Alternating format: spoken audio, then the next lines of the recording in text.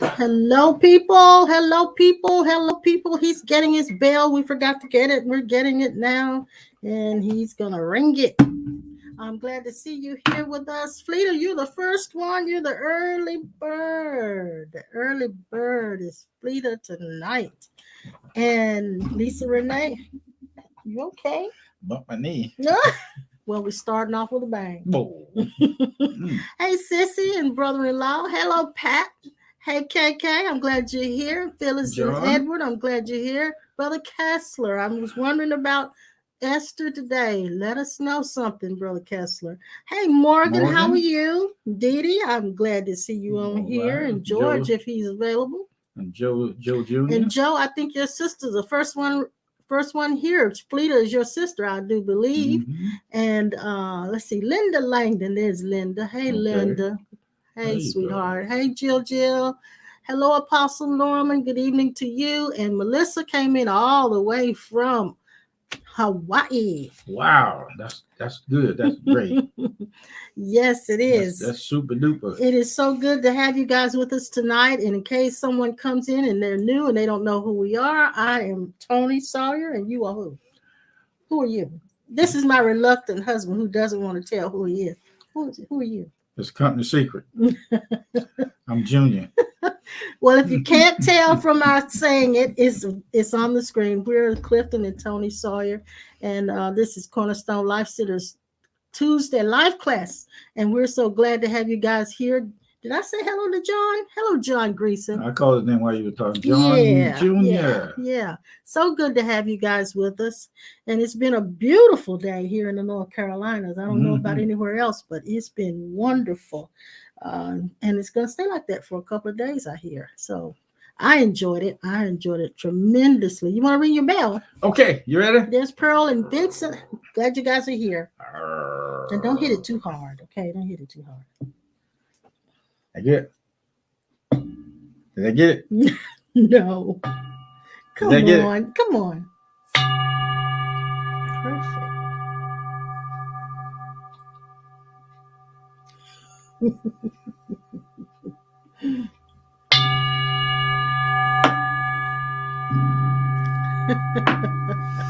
Hit a bell. He enjoys making those noises. I am But sure. before you can eat, you got to cut a step. Oh my gosh. Sharon, it's good to see you. Hey, Miss Sharon, Pearl. you and Miss Essie, been thinking about you guys so much. Let's see. Can I read some things before you get started? This is again out of this book that I mentioned again a couple of times before. It's called The Naked Now, and it's Father Richard Rohr, and it's about learning to see as the mystics see. And it's a really, really good book. Easy reading, not hard to read it all. Uh-oh, look what happened to my screen. Oh, let's see here. Let me see. Let's see if I can fix that. We're still blurry. We're still blurry. Let's see.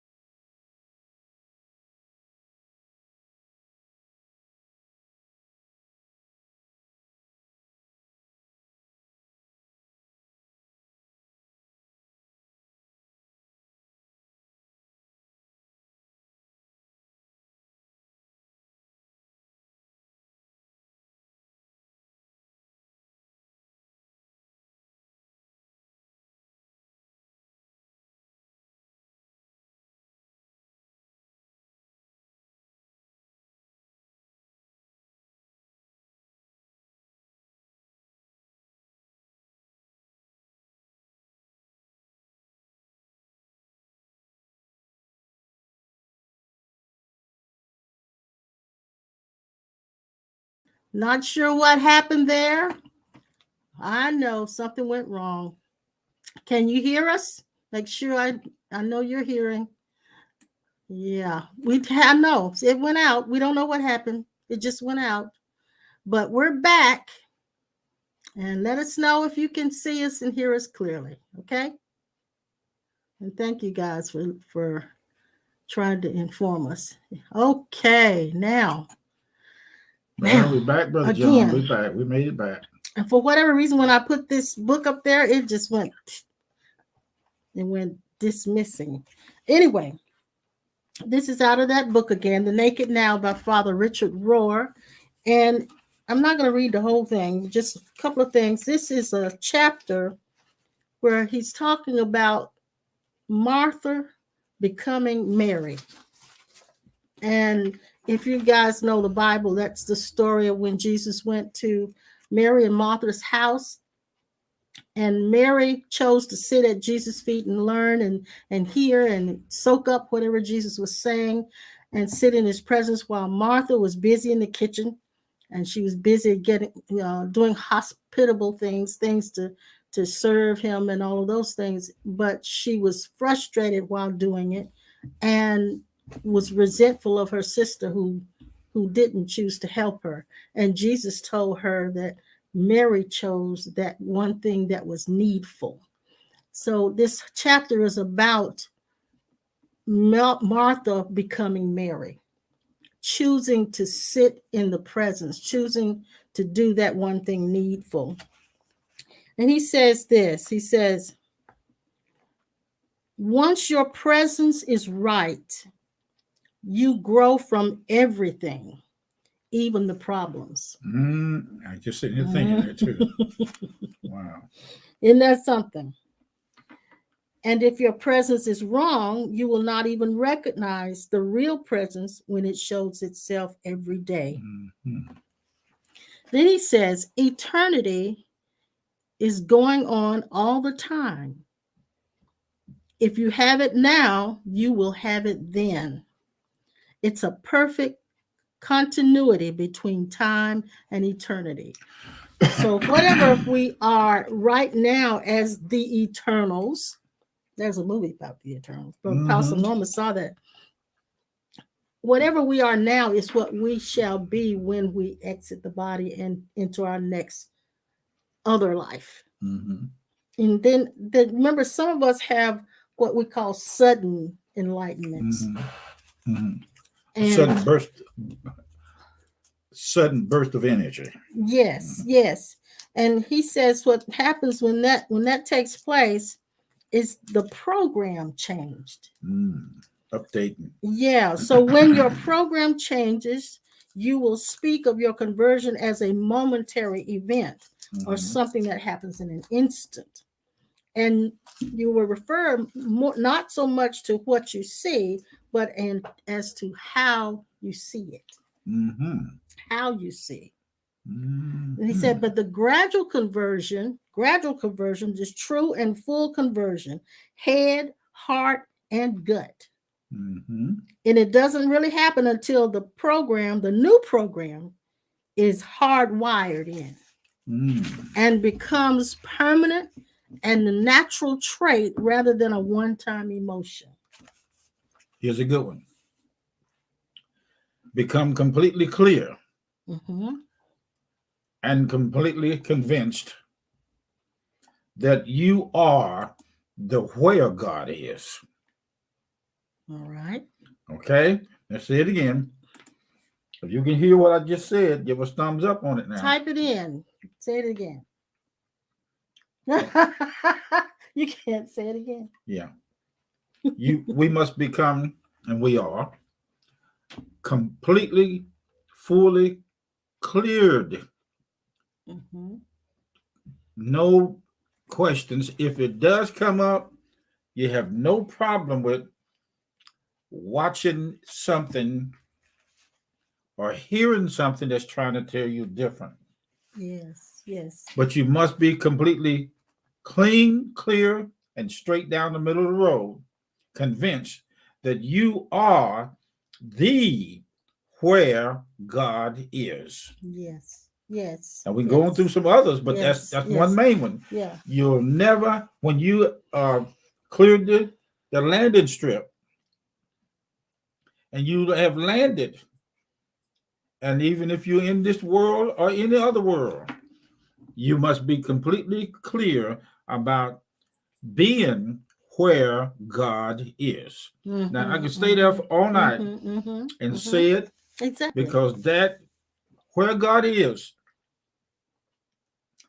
there is no dark world can, let me say it like this. The dark world does not threaten you when you are fully aware of where God is, where God is, what God is. And Linda typed it in. I am where God is. My life is the song of God. That's great. Oh, God. Come on, girl. Come on, y'all. Yes. Come back. So he says also here that this conversion or enlightenment that we are talking about is the moving forward step by step from being totally dualistic in our thinking to being non-dualistic in our thinking, and it's a higher level of thinking. It's no longer thinking in terms of there being separation and two and other, and it's moving into that oneness thinking. It's a higher way of seeing and being present. Okay, you got it? Yeah. Okay. Now we've settled. It is now in the annals of the hall of the book of the registry of deeds. We know now precisely God's address, the kind of clothes he wears, the street he lives on, or the street that he is the life of. Yes. How he comb his hair, how he take care of himself. We know when he shower, when he eats, when he goes to bed, and when he wakes up. We have finally arrived to the big mother lode with a gold, big gold source. Yes. We have finally cast out all noise. But listen to this. Even if the noise or the mess or the stuff stay there, another word for it is D-O-D-O. It does not get on your last little bitty nerve as to where God is. You have now face to face with God. You are now experiencing the many faces of God. Yes. Hot dog. Yes. Hot yes. dog. Hot yes. dog. Your face is the one that God's wearing. Yes. Your face is. You want some more? I'll go for it now.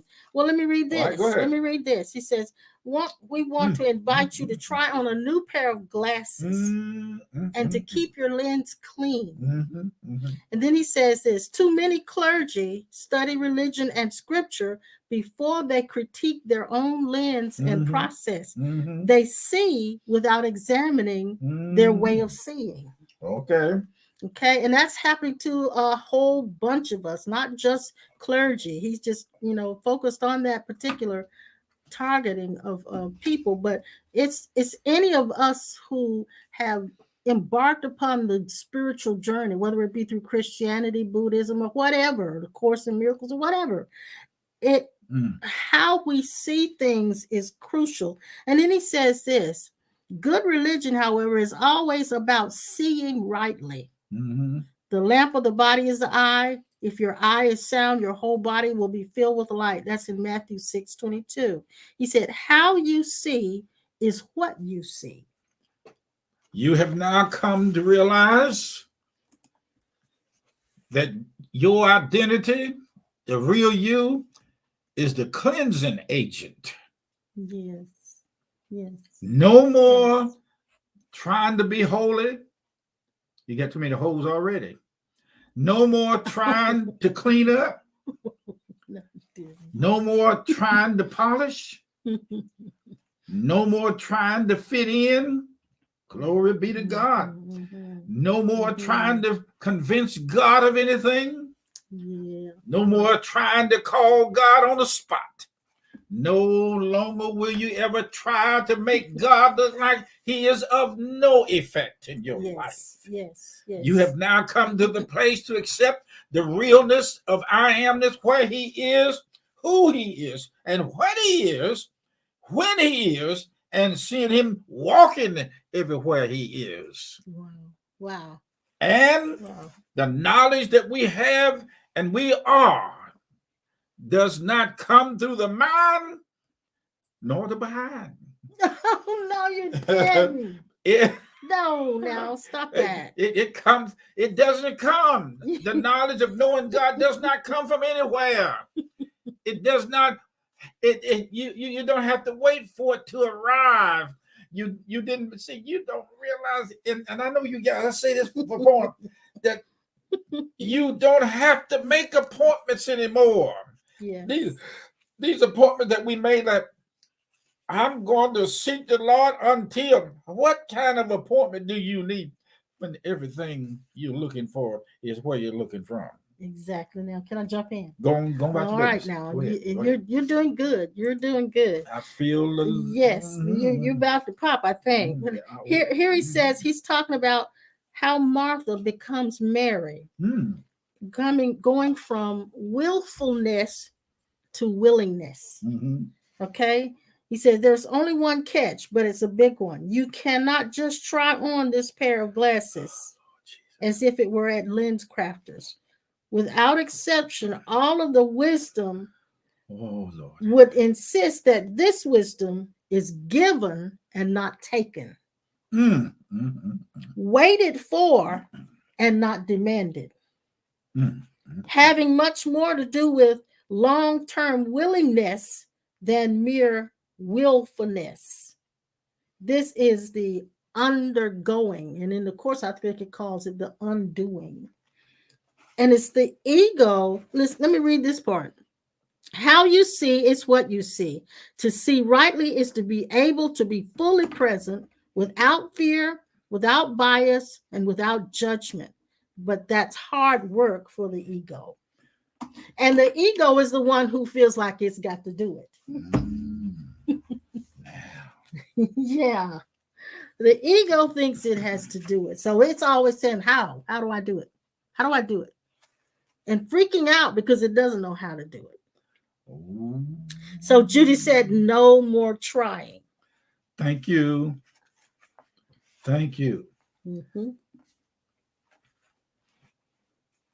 You're no longer changing forms. Yes.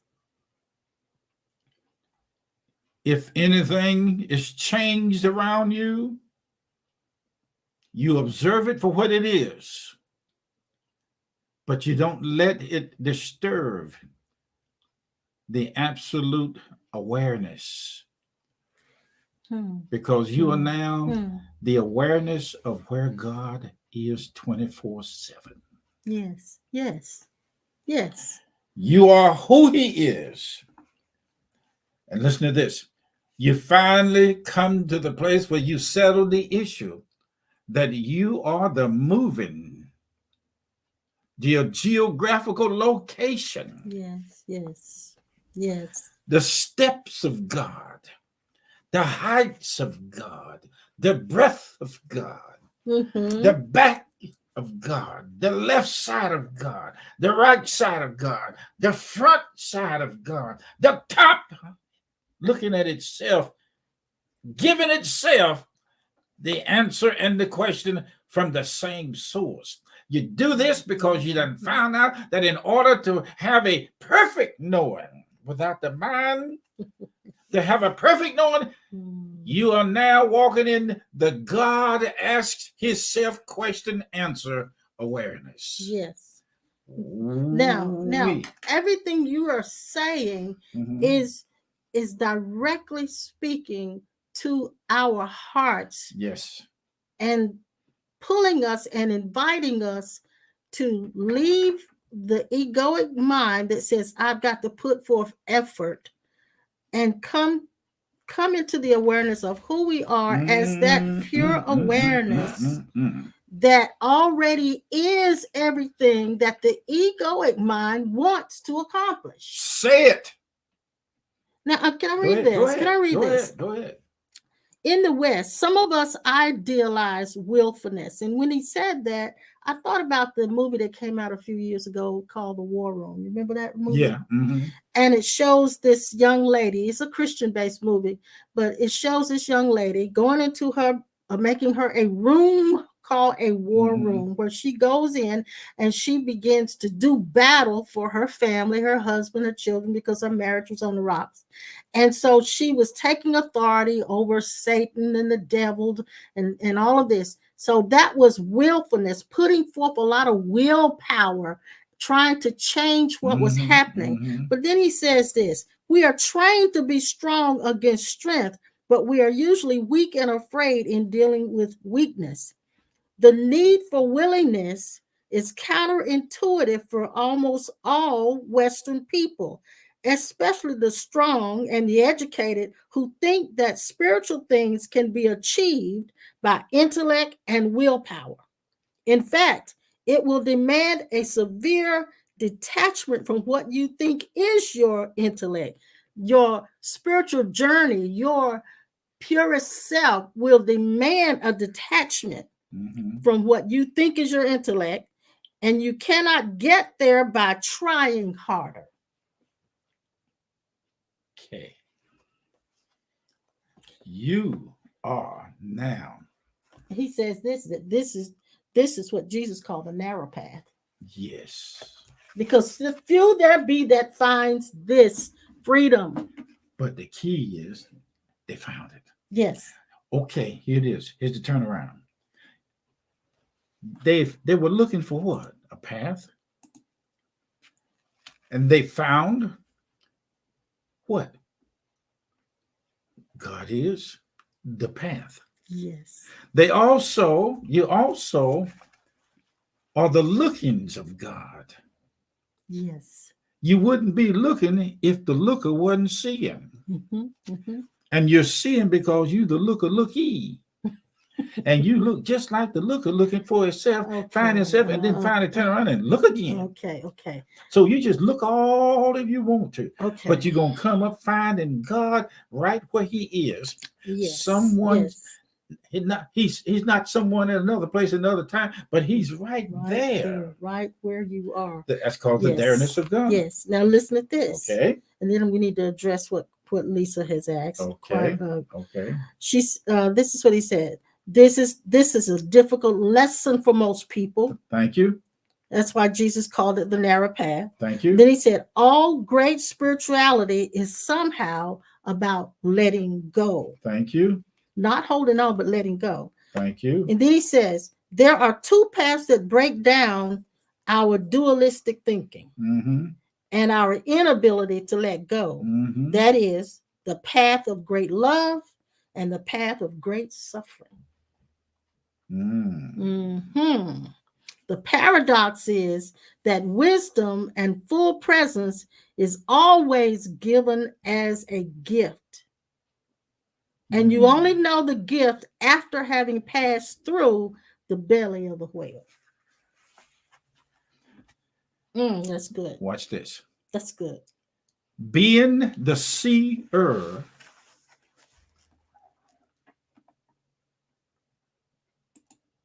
you have now made the settlement, and removed all issues. Now you have found out seeing God, what he actually is the ability to bind and loose and cast out anything that does not match up to the who-ness, the what-ness, the I amness. Ain't gonna be too much spiritual warfare. Right. If it is, what's going to cast out is that has never been in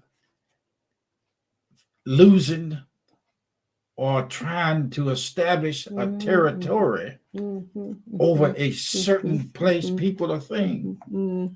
Tell that thing the next time it approaches you, it must come correct. Yes. If not, you will do to it what you just finished doing, casting it out through your infinite awareness of your awareness, seeingness, who-ness, when-ness, and movingness.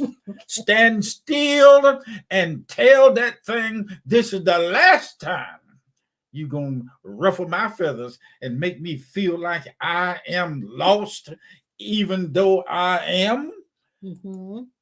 I have finally come to the place to talk to it without words. Yes. Now we must address this. Okay. Because I feel she needs an answer. Okay. So she asked the question. So when you've been hurt, do you walk in love without judgment of past hurt? And well, first I want to say this to you, darling. You cannot walk in love. That one that wants to do it and can't and is having trouble with it cannot walk in love. But I want to say this to you.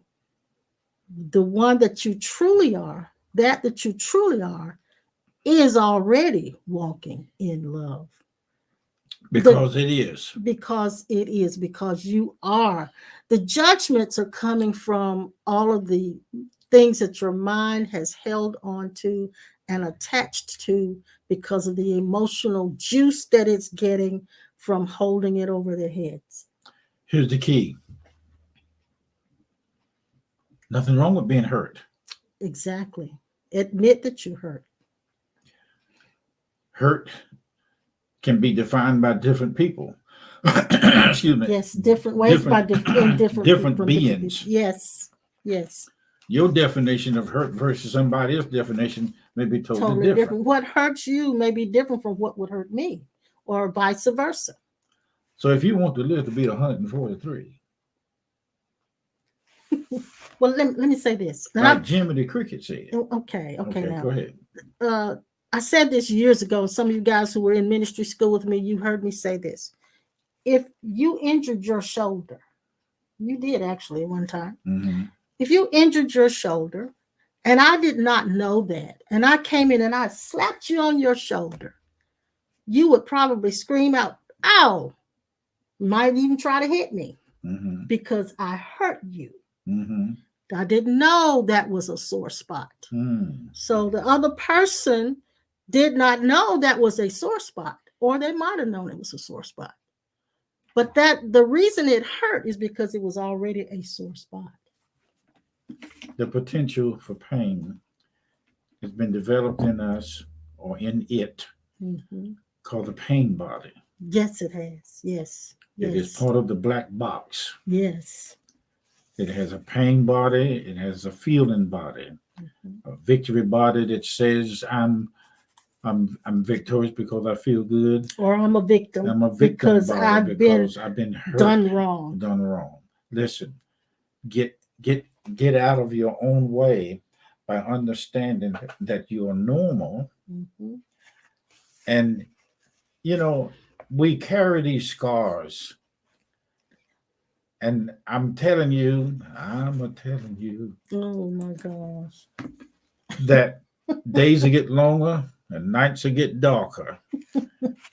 But be in the light. Here's another one, Miss Lisa. In the Garden of Eden, there was no street lights. Yes. There was no flashlights, no hidden lights. The only light that they had at that time was the brightness of the moon. And let me tell you something. The great light that took place in the garden that caused them to be able to see is the same light that was with the wise men. They had no camels with flashlights on their nose. Let me tell you, when I was a kid, my grandparents lived in country. I mean, there were no street lights or anything. When it gets dark in the country, it's dark. It's dark. It's almost like you can cut it with a knife. It's really dark. You can't see your hand in front of your face. That's the truth now. Look at this. Look at this. Walking in the cool of the garden, whether it be day or night, they were walking in the light. The beautiful light. The beautiful light. Somewhere the dewdrops are where the beautiful light is. Listen, you are now ready to look at pain and hurt. Now, here's what the mind do. Miss Lisa, it'll keep repeating itself. Oh gosh, yeah. It'll use the associations. Yes. It'll use the association of places, events, movies, hearing noise. Yeah. It'll pull up a mess, a mess of chitlins in the feeling area. Now, here's my point. Your maturity is God. Yes. Identity. Yes. Not only that, your question about do you walk in love without judgment is the maturity. Not, you wouldn't even ask that question if you were locked and bound as an ego. You, because you have had an awakening, are able now to even ask the question, when you've been hurt, do you walk in love? Most people who've been hurt don't even ask that question. So see yourself for who you really are. We're just pointing to a Lisa that you're not familiar with. Okay. The mind wants to go after anything that it thinks it is through feeling. Or that it thinks it should become through feeling, yes. Which is going to reveal to you and show itself the power of walking in the secret place. Yes. Where all things are observed. Now, we're not telling you to be Frankenstein. We're not telling you to be unemotional. Exactly. But it is time for that niche in your armor to recognize this world is made out of pain and suffering. But you are not entrapped by it. If you want to moan and groan, enjoy yourself. Exactly. Now, some of us came through such dysfunction in our upbringing, and even in some of our adult interactions, that the pain body that you mentioned is over, or I should say, veiling that you already are, that you are. It veils it because it's at the forefront. It's at the forefront. And there's a great shift that can take place that'll put the pain in the background. And that real essence that you are comes forward. And it's not disturbed by what's back there. And if there is disturbance here, it's not inside that purest essence that you are. It's just there. It's just there. There is a part of the lower self and the higher self, in the sense of emotions and feelings, that fluctuate back and forth all the time. It's in flux all the time. Yes, it is. If you are, or if something is hurt that we call us, God, your identity self, true, is not going to grieve you or burden you as a separate entity to say you're not supposed to be like that. You're not tough enough. Right. And God wouldn't burden you by saying you need to walk in love. That is that egoic mind that's trying to live up to a level of maturity that it cannot live up to. We have found and been around people who try to take the pain and suffering and hurt of life and use it as a cover-up. And we hear it all the time in church. We used to hear it, y'all don't know where I've been, where I came from. What I've been through. But now that makes me think, I'm glad you brought that up, Lisa, because what does it actually mean to walk in love? Maybe that needs to be looked at, because I'm pretty sure if we talk about it conceptually, walking in love to some people means letting people do whatever they want to do to you without you being affected or even feeling it or even standing up for yourself and all. And some of us have distorted concepts of what it means to walk in love. I want you guys to know that what has propelled us into what we're doing is experience. Yes. It Okay. is. Yes. I'm taking my ABC time because um, I don't want to lose track of what we're on because Mm-hmm. we are so established in God. Pardon me for a minute. Hallelujah. Mm. Us knew that when we came here, that we were going to have somebody or say to somebody or to ourselves, I forgive you. Mm-hmm. But when I discovered that the eternal forgiveness has already forgiven anything before it comes up as a pain and a hurt and a disturbance Mm-hmm. that would Mm-hmm. separate us from our true awareness, our Mm-hmm. true identity. Mm-hmm. It's over. Mm-hmm. I mean, it's over in a sense like this. You don't have to walk around trying to shut down the feelings, but you have to understand how to stay sober. You know what? Let me stop. Let me stop. I know. It's not anything you do. Yes. And that's how quick we slip back into we've got to do it ourselves.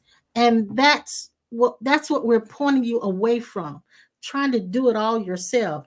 And it's and it goes back to what I said here, what I read here. I'm gonna make sure I said it again, read it again so that you guys get it. This is given, not taken. So there wasn't any, it's not, I'm going to do this and get it. It's given, not taken. Then it says it's waited for, not demanded. Okay. The Bible says this, or the book say, funny book, newspaper. He's touched with the feeling. He's touched with the feeling of our infirmities. When I looked up the definition of infirmity. And then it says such a high priest became us. Okay. When you see a deer out in the field or one laying on the side of the highway, that deer pain radiated through all the rest of the deerees. Now, sweetheart, there is a part of you that understands clearly the definition of infirmity. Infirmity is something that's been placed upon you unwillingly. It's an inability to get results. Yeah, it's really something there that's telling you because you feel like something has pulled you out of place. Tremendous emotions. My son, Pastor Norman, and I, some time back, discussed the feelings of hurt and disappointment that may be imposed upon us unwillingly. It's the feeling of being creature. Made subject. Yes, it's the feeling of being limited. It's a feeling of being hopeless or helpless. It's all of those things wrapped up in one, and that in itself is what an infirmity is. Let me tell you something that happened today at the therapist's office. When I went in, I was too early. I was supposed to have been there at 10 instead of 9. And so which you often get twisted up. But you see, it was a setup. It was a setup. When I got there was somebody there that I had to see. And when I went back, there was a lady there. I sat up and talked to her in the lobby, right there in the chair. While she was sitting there, I discussed with her about the eternals that we are on the other side. Yes. Now let me say this to you. If you have not had the experience of going on the other side in awareness and coming back, you cannot use anything like that, because unless you're gonna go in knowledge. But I'm talking you're basing it information, on your experience. my experiences. You're not gonna tell me what it's like to go in a prayer closet unless you've been in there and stay 12, 13 hours. But I'm not going to use it as an egoic testimony. This lady that was in the lobby was talking, and I told her, I said, "Ma'am, I see your grandparent, your grandmother." And she said, "What?" I said, "Your grandmother is standing right behind you." And I said, "She's telling you that she loved you, but more than anything, your daddy and your husband is standing there with you, and he wants your husband wants to let you know that he was wrong, and out of hurt he did what he did to you, and that he's asking you to forgive him. And he says to you, ma'am, I'm sorry. I ask you to forgive me. I was wrong in the way I handled you."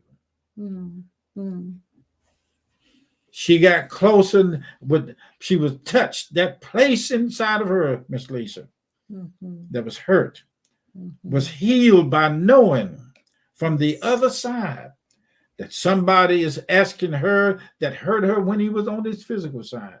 Now, here's the clue to this thing. But the key in that ability to forgive him, though, was when you said that he, out of his own hurt, hurt her. That's right. Yeah.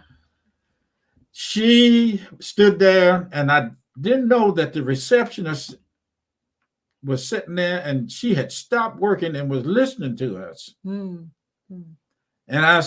she caught on to what I was saying. I said, he is asking you to forgive him, and that he wants to apologize to you. Wow. I said, I don't know what this means to you or whatever it is, but I said, I had to tell you this. And she went out of that place with the information that had to come out of something that I had to experience. Now, watch this. I'm going to break it down to you. Wow. You can't walk up to anybody and talk to them about near-death experiences or near-death-like experiences or near-death sharing experiences. You cannot talk about what you don't know and experience, not knowing, not the knowledge that comes from studying, but the knowledge that comes from beingness. And from contemplative introspection. If I want to now, I can go into my female estrogen identity as spirit and go through everything that you go through, ladies, giving birth. But that's as far as I can go, because I wasn't made for that. You were made for eternal forgiveness, and that's the reason why the hurt is there and comes against you. It comes against the humanity side of you, which is the humanity side of Christ. And Christ, as your humanity self, glory be to God, your humanity self is saying, by power and by the might of your Holy Ghost, pure self, you have automatically, it was come with the contract. It came with the refrigerator. It came with the car. It's called your manual, your manners. Your manual is your manners. It is your respect for the eternal forgiveness that you have already sent forth, fixed it without saying another word. You are completely entered in to the experience then of what it's like to live with hurt and continue to walk in forgiveness. It's spontaneous. Mm-hmm. Now, if you're trying to, you get yourself in a lot of trouble. Yeah, And I'll tell you what, wow. when I was in school, a boy tackled me in the mechanical drawing room.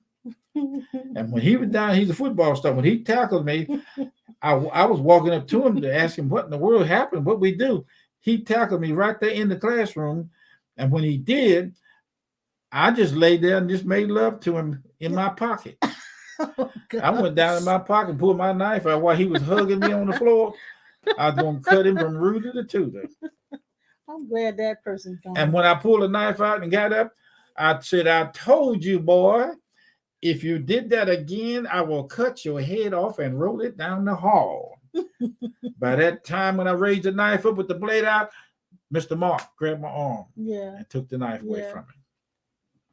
I'm telling you. Yeah, and that part of you just had a temper. Ooh. It had a terrible temper. Let me tell you something, sweet. But you know, I tell you what I did.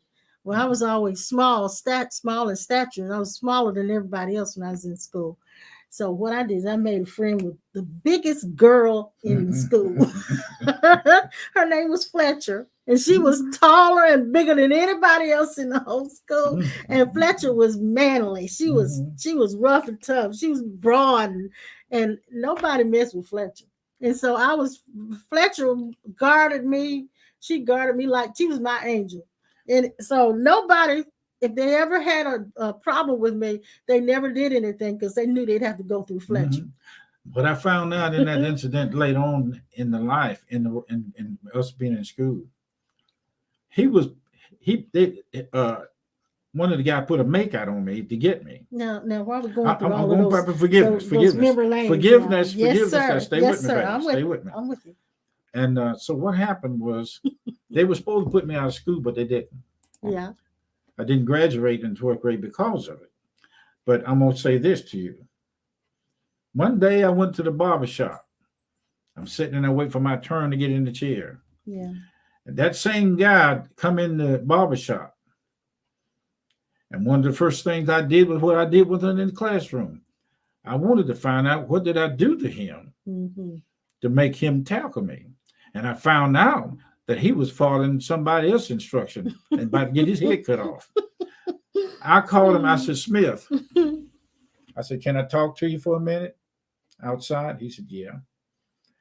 I said, I want to ask you to forgive me for whatever took place and happened between you and I. Smith never done anything to me. It's the other boy that did. And I said, everything clear and straight? He said, yes. Went back in the barbershop, and that was the end of it. Wasn't long after that, I'm going to tell you the importance of forgiveness. Wasn't long after that, I heard through the book that we get, the annual, I saw pictures and heard that he had crossed over. Okay. I caught him just in time. Or he caught you. Or he caught me in time. Don't matter. But when I told that lady, when I told her, Lord God, that thing. I've seen in my experience departed loved ones in my church, brick and mortar. I look over their shoulder, and sometimes I see Jesus, sometimes I see an angel. I never know who's going to show up. This man walked up behind this lady, and it was her father. And her father passed it on through her telepathically. What he projected through forgiveness went through that lady's body and come up in my face and said, tell her to forgive me for what I did and the way I treated her when she was growing up. Wow. Now, I wouldn't have said that out of the blue. Right. I said it because I found out what came through. Okay. It is very important that you tell yourself that you now forgive yourself for not being able to forgive itself. There you go. And for not being able to consciously forgive by willpower someone else. You know what I want to say to all of you out there now? I love you with the forgiveness, love of Jesus Christ. I don't care if it's Jesus Christ in the form of Mohammed, Confucius, or anybody. I don't care. I want you to know out there that you guys are absolutely on target. Yes. And it's not because I'm sitting here talking to you about this stuff. It's just that I done found out something about y'all. Now, I need to say this, son, because I think our concept of walking in love means I got to like that person. You don't have to like a person to love them. Jesus didn't like the Pharisees, but he loved them. You don't have to like a person to love them. And it doesn't let them off the hook with whatever karmic debt that they have to pay. It simply frees you from carrying the burden of wishing something happened to them or wishing they would come back and apologize. And you know what? Remember the in the Lord's Prayer it says, forgive our debts as we forgive our debtors. Yeah. Sometimes we think they owe us an apology. That's a debt you think they owe you an apology. Nobody owes you an apology. You know what? I like standing up in front of people and seeing God. I said, I told this lady, I said, I was taught on the other side over here how to see Christ in every man. After a while, I thought, I said, now, how in the ham sandwich I'm going to see Christ and somebody just cuss me out and throw the finger at me in the car? That's what a rubber meets the road right there. Yes. I ain't going to tell you how you're supposed to do that now. I ain't going to tell you because I had a Hispanic guy get mad at me because I got a train horn on my Jeep and he was turning at a intersection across in front of me. And I blew that horn. He cussed me out at the last stoplight. And I told him, I said, I got your license number. He cussed me out in Spanish. And I could have cussed him out in Ebonics. But I felt a rising in me. Eckhart Tolle he had I can't remember what he was talking about, but he said when that happens, it's simply energies colliding. It's energies colliding, and it truly is. I know in our Jeep when he blows that horn, if our dog baby girl is in there with us, she literally goes berserk like. She good. That horn is loud. It's a 2-trumpet train horn. It's like it activates her and instigates her instinct to rail up and growl. You sound like you said her. Yeah, that's what she does. Hey. Look, even my dog has a bad day once in a while. She doesn't want anybody to pet her. She doesn't want any dogs messing with her. So it's allowed. Give yourself some grace, darling. Give yourself some grace. We love you for we love you for nothing. Okay. Hey, Ollie, he says forgiveness is the closest thing to heaven on earth. It is you. Yes. And then Phyllis Kendrick says forgiveness is God's greatest gift to us. It's you. Now, I'm trying to make this thing easy for you. Forgiveness does not mean you don't remember what happened to you that hurt you. Right. You know, as a man thinketh in his heart, so is it. So I found out, and then there's a place in there where it says, out of the heart proceedeth evil, adultery, fornication. But there's a part of the heart that's deeper than that. Yes, it is. Now, find it out. I told you were God's finding out. You are God's seeking, and you are God's finding out. You're finding out from us the way we try to put this thing together so that you can stop running around just because you heard. You wake up in the morning, 4 or 5 o'clock, and you mad at somebody that did something to you 50 years ago or 25 years ago, and you know it's like this. Once you get the feathers out of a pillow, you can't get them back in there. But here we go. You got to come on up with something better than that, because that thing, that's some things that people did to me all the way back. I think and your mind remembers it. Somebody did something to me when I was in my mama's stomach. Oh my goodness. My mom, she was pregnant with me and I was pregnant with her. My mama was pregnant with me and I'm pregnant with her. When I come out, there was a man standing over in the corner and they trying to decide on what to call me. I didn't know nothing about it until I found out who the man was, and the man told me that all of a sudden in the blue, he came up with a word and a name called Cliff. His name was Cliff, but look, I had to forgive my great aunt. Yeah. My great aunt for naming me Antoinette. Yeah. She was into French names, and I don't know why they gave me the name Antoinette. Nobody could spell my name or pronounce it right. Black kids do not know how to say Antoinette. They say Antoinette, Antoinette, Annette, Antoinette, all kinds, everything but Antoinette. So I resented my aunt for giving me that name. I like your name. So forgiveness goes so deep. It goes so deep. I mean, and it's so minute. There's so many small areas you don't even realize where you're holding something over somebody. Hey, look, tighten up your bloomers, hold on to your brazier strap, and put your shoulders back, because you're getting ready to see how God, right in where He is and who He is as you, lets you see what it's like to forgive people from His perspective, and still feel hurt. Yes. Linda says, I love you both so much, I'm going to pop. Yeah. Go ahead and pop, Linda. Ooh, go ahead and pop, honey. Don't hold it back. This is the thing. Pop. We could go through the whole spiel about what the Bible says about it. What any sacred text says about it. There you go. What we've heard other spiritual teachers say about it. But the truth is, we all have bad days, and those days come. And you got to learn how to hit the road without hit the pavement and realize who you are in the midst of that stuff coming up. You can't make everything go away and just to suit you. You've got to just continue moving, knowing who you are.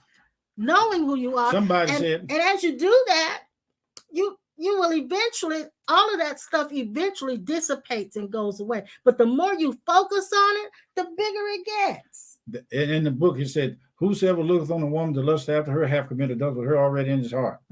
How many times has it gone in through your head the first time you had some dealing with a young man or a bad event in your family? Yeah. And it's been repeating itself in your head. That never goes away. It's somebody say, if you love, you forget. Well, I love you. But it's stuck in the subconscious. That's stuck in the data is already recorded. Yeah. You cannot erase that unless you get amnesia or Alzheimer's.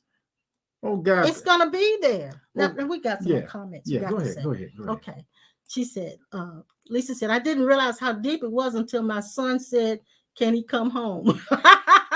Wait a minute, what did you say? Yes. She said her son said, could he come home? Yeah. It's hard to let go of those things. Okay, go ahead. Here's the deal, Miss Lisa. My uncle used to tell me, you want to find you somewhere else to live. My mouth overloaded my butt. Or my butt overloaded my mouth. Did he put you out? Oh, he threw me out one time. He did? Yeah, because Did he let you come back? Yeah, we came back. My daddy said if I ever walked away, I couldn't come back. He came back because we changed our mind. Went up there and called my daddy up the street there, and he come down there, and they're sitting at the table when I come in, and he'd always take me in the bathroom to work over me. Yeah. And so anyway, now Katrina said this is good. It's become so easy to love with zero strings attached. Yeah, that's it. Loving without strings attached. In other words, you're not looking for that person to act a certain way. So even when you when a person has done something to you and you go to them, you expect them to apologize.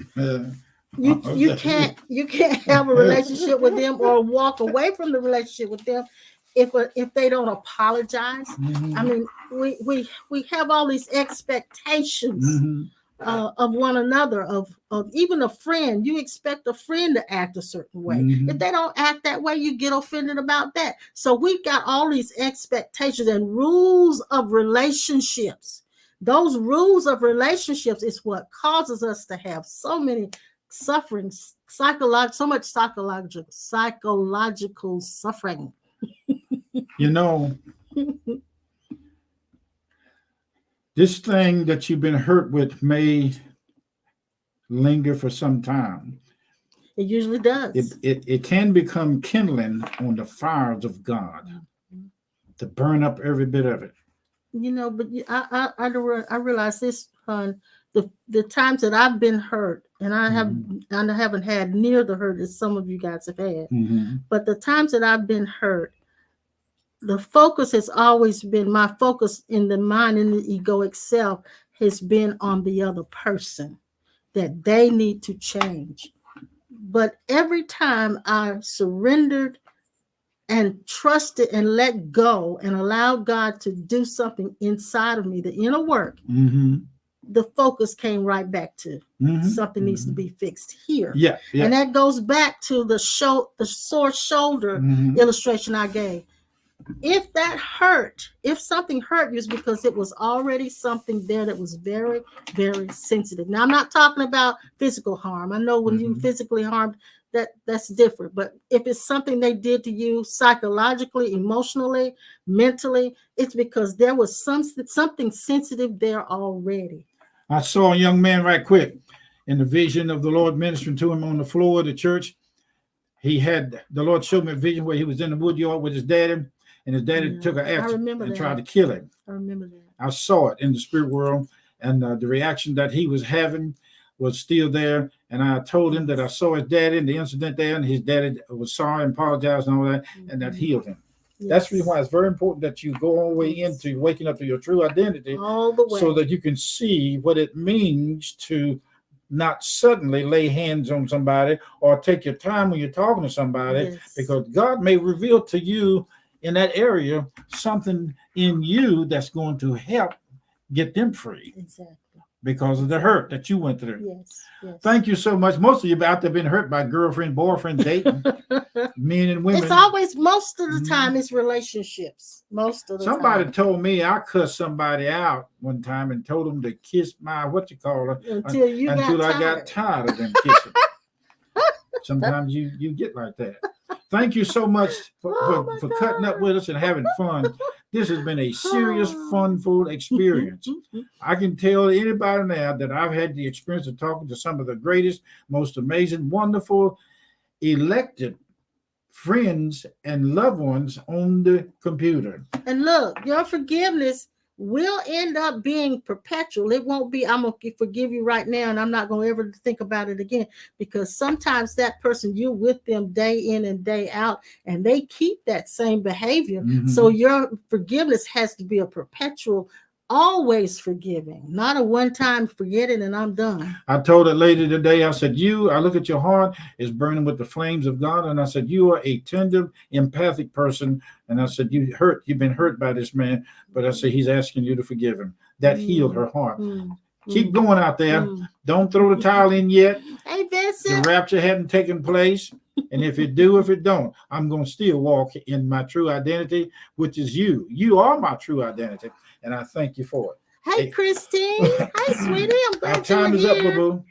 Yes, we love you guys. Y'all got my secret word. Boo-boo. We'll be back on Thursday at 12:30 on Impromptu, and then again on Sunday at 10. We love you guys so much, and we thank hope you have for a the great love day that you tomorrow. Are. And we will see you. Happy trails to you. Okay. Happy trails. Thank you for the love gifts. Bye-bye. Bye.